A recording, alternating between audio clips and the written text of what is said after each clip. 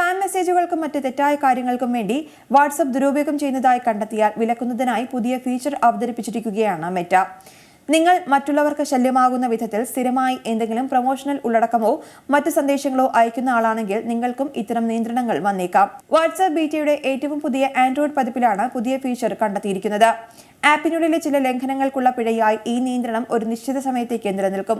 ഒരു പുതിയ ചാറ്റ് ആരംഭിക്കാൻ ശ്രമിക്കുമ്പോൾ നിങ്ങളുടെ അക്കൗണ്ട് ഇപ്പോൾ നിയന്ത്രിതമാണ് എന്ന് പ്രസ്താവിക്കുന്ന ഒരു പോപ്പപ്പ് സന്ദേശം ലഭിക്കുന്നു.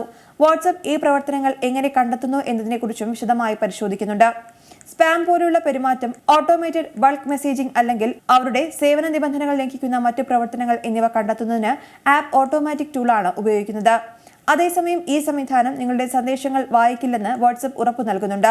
ഈ നിയന്ത്രണം ഒരു പുതിയ ചാറ്റ് ആരംഭിക്കുന്നതിൽ നിന്ന് മാത്രമാണ് നിങ്ങളെ വിലക്കുക.